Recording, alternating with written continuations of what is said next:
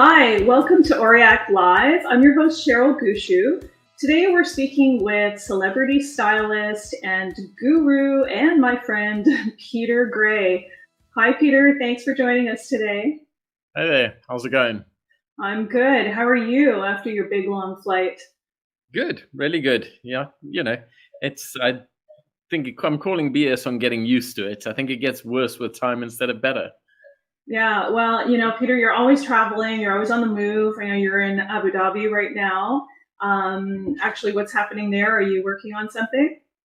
Yep. I'm actually visiting my sister, and then I'm preparing for a whole bunch of meetings and, getting some work drummed up in this part of the world. Nice, nice. So tell us about what you do. What have you been doing in the last several years? Well, the last 25, 35 years. I was very lucky to get into session hairdressing. It was something that I started doing.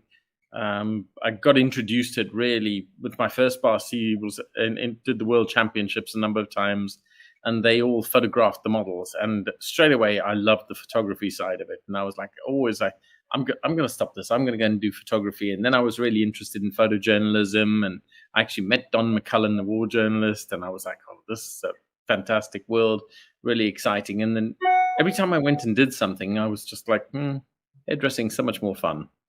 And I just ended up, getting into the editorial world through Greg Casley. I worked at Salon and Covent Garden. John Burchill was there. Kind of like a whole lot of 80s and 90s people. Eugene Suleiman was there, and I actually ended up working and living with Eugene for a long period of time. Ray Allington helped me a huge amount and kind of kept me motivated, kept me getting into it. He was really the one who got me out of doing bands and into doing more fashion-based photography. Right, absolutely. You've done so much fashion covers. You've worked with celebrities. You've worked with a lot of big-name models. What kind of people have you worked with? Tell us a little bit about that. I think the most important thing I can give to anybody out there is that they're just people. They're just ordinary people. They're just regular people who've had incredible tenacity to follow what they really believe is their course in life or their passion in life, whether it's acting, whether it's music, whether it's politics, whatever it is. Whoever I work with at that sort of, I'm very lucky. They're either approaching the pinnacle or they've got to the pinnacle. And it's almost more exciting before they get there because they've still got that edge. They've still got that hunger. And when you get a lot of people, when they get there, it's a bit like an overfilled balloon. It's just so close on the verge of popping that you don't want to touch it. You don't want to go near it. And it's just got all that static charge around it. Whereas when people are sort of on their way up, or people who've kind of hung on to that naivety and that excitement, and that's kind of the position and what I always personally chase is holding on to that sense of awe and holding on to that just pure excitement to have somebody in the chair who's prepared to let me do something interesting and creative to their hair and call it different than what everybody else is seeing. Right. So how much creative freedom would you have in those kind of circumstances? I mean, obviously the look that you're creating is going to depend on the occasion, whether it's a magazine cover or some kind of editorial or an actual event. So do they give you free reign, or maybe it's a collaboration? Any center session hairdresser who says they give you free reign is nuts. No, anything but. I think, every step of it's a fight because people are nervous. It's no different than, Mrs. Jones sitting in your chair at 2:00 in the afternoon on a Wednesday. It's exactly the same thing. Human beings are terrified of change. And when they come in and they say they really want change or they want something different, you know that there's a huge shift in their life happening, or, there's a paradigm movement going on. So it's always an interesting situation, kind of negotiating for that creative freedom, negotiating for your vision, which may not perhaps align with theirs, or if it does align with theirs, then it's kind of adding that little bit of spice to it that gives them something or gives them the feeling that somebody else couldn't just produce the same thing. Yeah, for sure. I mean, obviously they work with you because they know you and they love your work, and maybe they've seen your work on another celebrity and they understand your style, because it's a lot to do with who you are and who your style is. Yeah, I mean, I think, it's about building up trust as well. And that trust, you have to literally grab it by the ankles the first time you meet someone. There's no warm up period, there's no dating, there's nothing. You just literally have to dive straight into that relationship and own that relationship, because that's basically going to be your status quo. If you start off safe, it's very hard to progress. I always say to stylists in the salon, I'm like, go for the biggest possible change first time, because from then on, you've got somebody who's already of that psychology, and they're going to bring other people to you of the same psychology, people who are looking for change, people are looking for excitement. And it really is no different than salon work. Right. Now, I had the opportunity of seeing you live in backstage action in New York Fashion Week for Bagli Mishka. That was a beautiful show. It's always very elegant and classy. Tell us about that. How long have you been working with them? Well, plate spinning and juggling at the same time. I mean, backstage of Fashion Week is always going to be a buzz. I mean, you've always got any between 25 and 50 girls to deal with, models, young models. I mean, you put 25 to 50 model, 18 to 25-year-olds in a room, and things happen. It's always busy, it's always hectic. You're always dealing with a lot of people's insecurities. You're dealing with a lot of people's, sometimes in some cases, overconfidence, but you're trying to give them the confidence, and imbue them with a feeling that they are looking at their absolute best to represent that designer and represent themselves and walk down that catwalk and give something to the audience, and then ultimately to the cameras, where it's preserved for as long as those images stay around. Right. And so when it comes to backstage, there's definitely some challenges. You're under time constraints. There's a lot of hustle and bustle. It's very busy backstage. Like, how do you stay calm and manage your team and make sure everyone's on the same page and you put out the looks that you've intended to do? Breathing.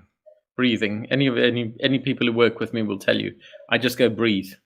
I was like, you do your block breathing, 4 in, 4 out, 6 in, 6 out, 8 in, 8 out, whatever you have to do.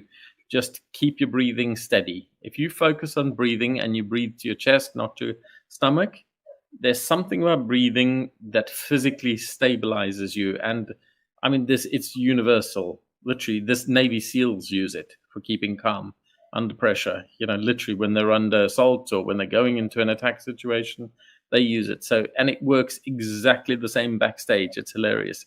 And I always just have to remind myself, and you'll see me backstage, I'll be like doing my box breathing and just getting it all going. And, and sometimes, I'll push it a little bit too far, and I get to a point where I'm, 20 in, 25 in and 25 out, and I'll get a little dizzy and giddy. And that's also great, because that's a buzz for if you're working on stage. And I always tell young stylists to do the same thing, just to breathe and focus and do what you're best at. And don't try and do what someone else is getting you to do. Try and do what you're best at. You're best at getting that ponytail super tight. Get that ponytail super tight and move on, and let somebody else do the bit that you're not as good at. Focus on that, and then go in your own time and work on a mannequin. I mean, I still work on mannequins all the time myself, practicing and building up a repertoire of ideas, concepts, and just basic techniques. Just being able to split the head up into sections and make a ponytail, take clean sections fast and efficiently. You look at all these people online tutoring and giving classes, and you look at them taking sections, and there's a flow to it, and there's almost just this ease, and that it just comes with practice. It's really sheer practice, doing something again and again repetitively. Exactly. So, these days, I guess we're not shooting as much. Maybe there's not as much magazine work. How do you feel about what's happening editorial with magazines these days? Like, Is that work coming back, or do you think it's going away? Is it being replaced with anything? Ooh, now that really is the world of plate spinning. AI is coming fast. And I don't think it's going to replace imagery. I think it's going to replace imagery as we know it. But much like vinyl, much like CDs, I was just in Japan a couple of weeks ago, and CD shops are up and running, DVDs. Kids are walking around with boom boxes, kids in Starbucks. Literally, we sat down at a table. There was probably 15 or 20 people at this huge long table. At least half of them had CD drives, and they were watching music videos. They were watching movies on DVDs and listening to CDs. And I was like, wow, this is a real throwback. And in the same way, vinyl's made its comeback, and it's had it was the domain of aficionados for a while, and then now it's become more public and more cult, and people collect it for the album sleeves. They collect it for the warmth of the sound that comes out of an LP that you can't really reproduce digitally. And I think there will always be that space. There's a huge kickback in the industry, fashion industry, especially now, and music industry, where people are shooting film, like shooting old stock film and shooting Polaroid. And people are getting 35 mil motion film stock and rolling it onto the little spools. Right, so you're seeing sort of a resurgence of old school style creativity. Definitely old school style creativity, but clashing with the AI. So, I was talking to a photographer the other day, and we were out shooting, and he was like, I was talking to him about Midjourney, which is an AI program that's on Adobe at the moment. And it's so interesting watching what can be generated and how to augment your own images and how to augment, what we do as creatives in the camera. Hair, luckily for us hairdressers out there, hair's, I think, going to be the last bastion of perfection in AI. I think hair's tough. It's like retouching hair. Retouching hair was always extreme, and still is extremely tough to make good, not to make it look that plastic or that perfect. And I think any good photographer will tell you how difficult it is to retouch hair and how important quality hair is to the image. Skin has always been a little bit easier, as long as it's not too powdery or too clumpy, or people haven't tried to cover too much in one spot. It's easier to smooth over. Clothing, however, is, I think, the big paradigm shift. I had a meeting with a friend, Keenan Dufty, who's a designer and is now Parsons, the dean of, he was at Parsons as a lecturer and then a professor, and now he's dean of Marangoni Institute in Miami. And we were talking about, the young fashion designers and how much they're using AI to create interesting, exciting new fashion design. Yeah. Well, like us who are pretty old school and we started back in the days of film, you really learn to hone your craft and 100% understand and have the skill to do this, because we didn't have post back then. We didn't have editing. We were just whatever was on set, what you see is what you get. So what you're saying is there's a little bit of a combo of the two. So how are the magazines doing these days? Like, are you shooting magazines still, or is there a lot less of that? I mean, we're shooting, but obviously, the magazines are a business. It's like the film companies. They're a business. Everybody's on strike at the moment because it's a business disagreement. It boils down to a business disagreement between the powers that be and the people who are providing the creative input. And magazines are no different. They're consolidating. We're shooting more and more content that's utilized on multiple platforms, not just social platforms, but multiple magazines. So if you do one Vogue, that imagery is used in multiple Vogues. So you can almost overshoot on every shoot we do. So instead of doing 6 to 8 pages, we'll go and shoot 18 to 20 pages. Because that they're going to be mixed up and mashed up and spread out across many different versions, different countries, different cities. of that in each individual magazine. And I don't think, Hearst and Condé Nast are both doing exactly the same thing, and they're the two pretty much the leaders. There's a huge number of independent magazines that are coming up at the moment. It's just making things very exciting. I feel like the independents are kind of this vanguard of change, and they're fighting the evolution but leading it at the same time. Right. Well, that's good to hear, because I'm a big magazine fan, obviously. I love a good tangible magazine. And anyone who has their work in a magazine loves to see it in the pages or on the covers. I mean, you've done so many covers. You've worked with pretty much all the majors. So what's it like being a freelance artist? You haven't really worked for a company. You've just been your freelance work most of your career, right? So I've been freelance, but as a freelancer, editorial doesn't pay the bills. I think at its peak, Vogue paid $175 a day. I mean, that's pretty much gone now.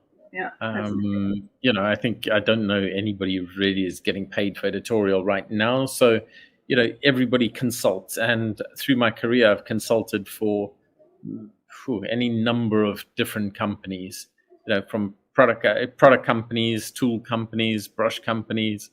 Through the years, I've at least 15, 20, 25 different companies over the years. Some major, some minor, some more successfully than others. And again, it's like anything creative. It boils down to your communication, how your relationship develops. I think it's very interesting creatively working with people. People always ask, who are your favorites? Who are the standouts? It's an interesting question, because everybody is a favorite, because every day I go to work, that person has to be my favorite. That person has to be my absolute focus. And I think that's the difference that salon hairdressers see that we have. We've got that constant level of new and enthusiasm, because each day you've got this renewed vigor, and each day is fresh and new. So you can't really single out an individual. I can't really single out and say, this actress was my favorite. I can say I've had incredible shoots with various bands over the years. I mean, I toured and shot with and worked with a band called Oasis for about at least 10 years.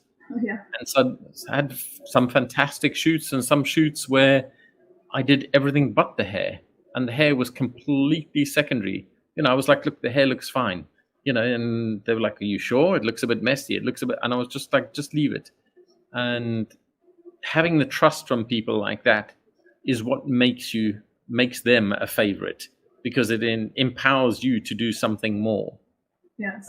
You brought up a point there. Oh, sorry to interrupt. You just brought up a point that I'm thinking about when you said messy. Sometimes hairdressers can take it a little too far and try and perfect everything too much, but sometimes a shoot or a show or whatever look you're creating doesn't require perfection, and sometimes perfection is imperfection, right? And I think you do imperfection very well, but it's calculated imperfection, if I'm right. I mean, that I was very lucky to learn from an actor, a theater actor, very early in my career. And it was like, it doesn't matter what's on the stage. What you do on the stage is what the audience sees as correct. If the line isn't delivered in exactly the right way, verbatim, according to the script, the audience doesn't actually know. If you deliver it with conviction, and you deliver it with enough vigor and enough self-belief, then they'll accept it as truth. Mm-hmm. And I think the same goes for fashion hair. Mm-hmm.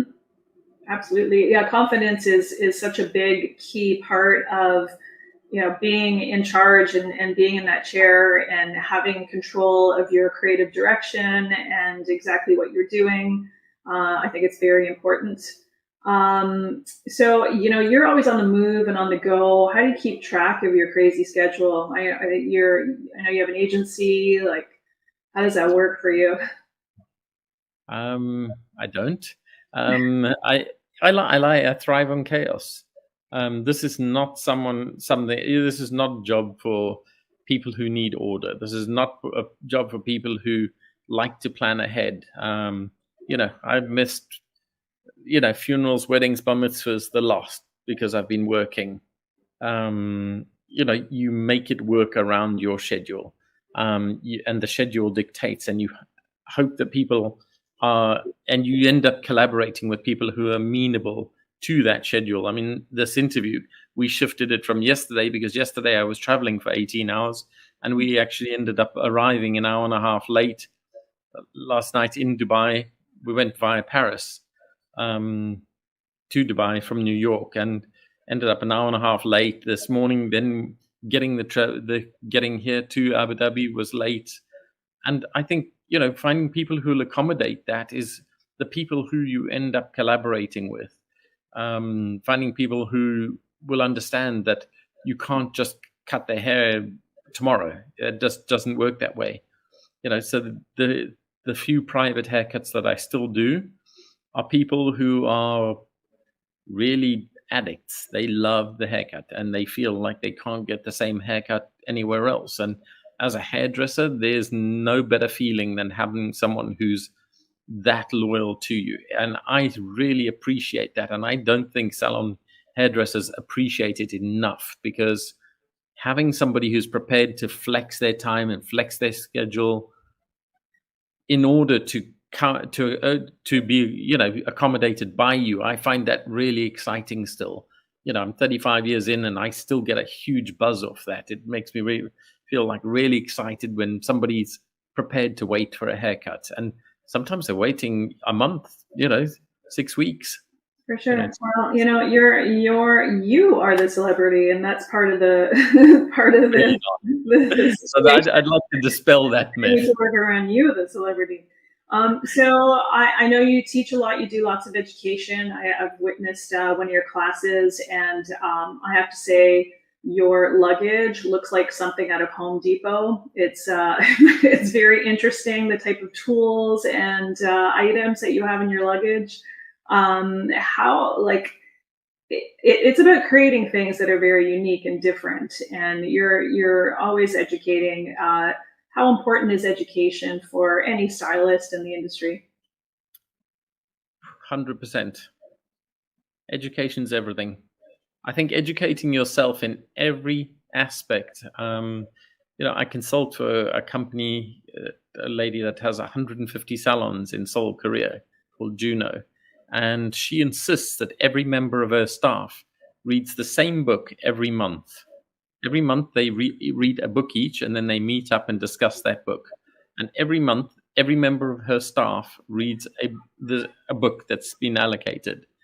And sometimes it's fiction, sometimes it's get ahead in business, or business advice, or but I think education is just everything. I think what we talk to clients about, if you talk garbage to clients, you're going to attract that kind of client. If you want to discuss politics with clients, be appraised of what's going on in the world of politics, be appraised on multiple levels. Don't just watch, whatever is on TV. I think that's so important for me. I do a number of very powerful businessmen and political people, and I find it fascinating where they get their news from. And I'm always like, do you mind if I have a look over your shoulder at the iPad? Because, you're gunning on the iPad and you've got interesting news there. And to me, that's education, not just the physical education. Aside from that, the hair education is very important. Creatively, you talk about Home Depot. Every time I see a hardware store, a craft store, creative supply stores, I love any junky creative supply stores. I love secondhand stores. Just looking around for bits and pieces. I did a shoot at the beach in North Fork 2 or 3 days ago with an actress, Kat Graham, and I arrived with almost no equipment but a huge bag of fabric.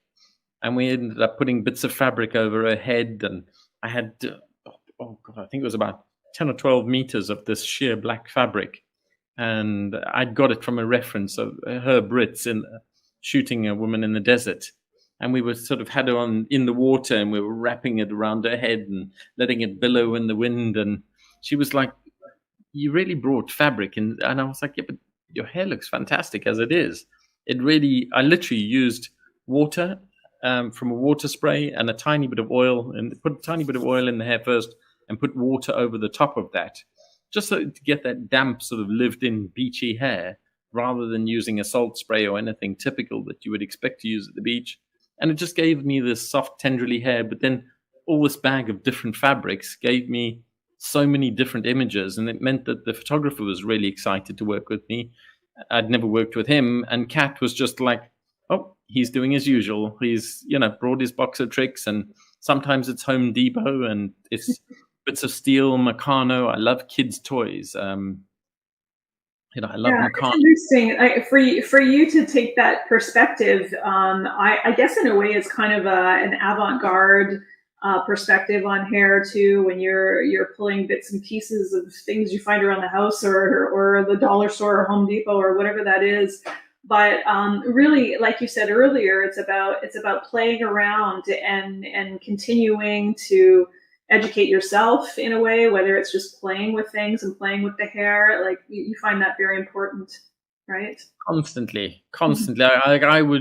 I very rarely watch TV shows or movies. I'll watch, and generally I'll watch them on recommendation.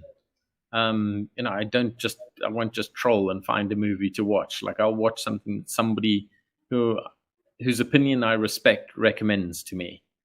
I won't just go, I can't go to Netflix. I don't subscribe to Netflix, but I use Amazon mostly because I have Amazon Prime from all the deliveries, all, the little bits and pieces, the hat pins that I love. And I just ordered a whole bunch of hat pins for a show we did in Shanghai. And they were really interesting to work with. And at the same time, I was looking at, they had a new glue gun, for example, that, I love glue guns. Because you can, that would be for materials, not the hair, right? Well, you can glue hair as a material to clips, to grips, to pins, to shafts, to bits of plastic, and you can then bend those bits of plastic or bits of fabric into different shapes with the hair kind of adhered to them. So you're not just looking at hair as a conventional material applied in a conventional way, which will give me a conventional aesthetic. I'm always looking for something outside of the norm. And it's like you said, going back to allowing accidents to happen is very, very important. And I always say, don't overthink it. I spent 15 years teaching at Sassoon's. And I think it's kind of Sassoon's teaches you to learn the basics, and then they say break the rules, but you never really get to break the rules because you're working within such a strict technical framework. And I think really breaking the rules for the last 15 years has been my reaction to being sort of at Sassoon's and so put in that pen where you have to use your scissors in a certain way. And unless you produce a technical haircut of a certain quality, it wasn't considered good. Right. So that was a different philosophy and a different way of teaching. Absolutely. And not that either one is right or wrong, but I find it interesting because that made you want to break through that perfection, follow the rules model. Sometimes the best designs are design mistakes, and things happen by accident that turn out fabulous. I love the glitches. Any sort of glitch that happens, I learn so much from young assistants. When they use the wrong product, or they use a product in a different way than you're meant to, or they just grab a tube and put too much in the hair. And I'm like, okay, don't panic. Let's start working with this, and instead of just rinsing it out, let's see what the results can be, what we can do with hair. Right.